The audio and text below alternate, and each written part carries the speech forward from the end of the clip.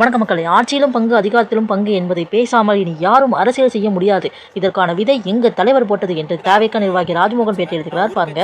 காங்கிரஸ்ல அதிகாரத்துல பங்கு வேணும்ன்றது சொல்றாரு. இப்போ அவங்களுக்குள்ள அந்த பிரச்சனை வந்துச்சு.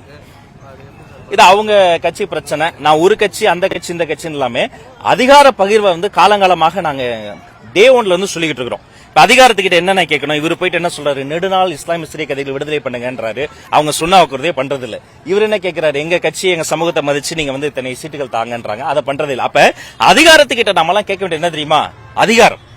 திரும்ப திரும்ப அதிகாரத்துக்கிட்ட 4 சீட்டு 5 சீட்டு அவங்க சொல்றதை நம்பி அவங்க சொல்ற அந்த பணிபடிகள் செய்து தேவையில்லை. இப்ப ஒவ்வொருத்தருக்கும் இந்த டெமோக்ராட்டிக் கண்ட்ரில ஒரு உரிமை இருக்கு.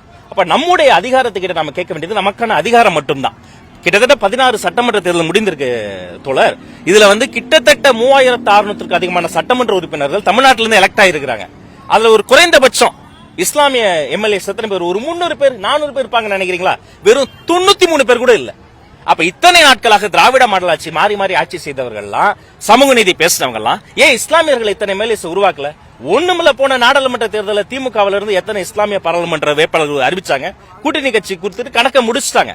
அப்ப இந்த அதிகார பகிர்வு என்பது, ஆட்சியிலும் பங்கு அதிகாரத்திலும் பங்கு என்பது காலத்தின் தேவையாக இருக்கிறது. அதை வெற்றி தலைவர் தொட்ட பிறகு அவர் தொட்டதெல்லாம் தலைப்பு செய்தி. இதுவரைக்கும் இது அரசியல்ல யாரும் வெளிப்படையா பேசல.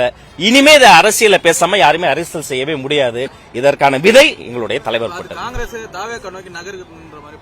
மக்கள் ஏற்கனவே தாவேக்காவை நோக்கி நகர்ந்துட்டாங்க, நாங்க மக்களை நோக்கி நகர்ந்துட்டாங்க.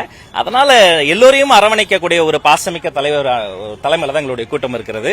அதனால காலத்தின் தேவையை அறிந்து அது அவங்க பதில் சொல்லணும். இது அந்த கட்சி சம்பந்தப்பட்டது, அவங்க கூட்டணி சம்பந்தப்பட்டது, அவங்க தான் பதில் சொல்லணும். தேமுதிக தாவேக்கா கூட்டணியில் வரதுக்கு வாய்ப்பு இருக்கா? சொல்லுங்க, வாய்ப்பு இருக்கா?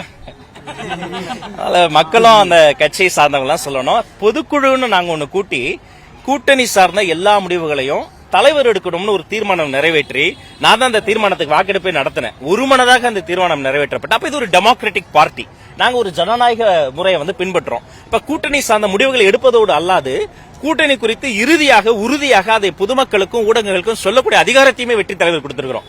அதனால வெகு விரைவில் கட்டாயமாக அதை குறித்த அனைத்து முடிவுகளையும் தலைவரே சொல்வார்.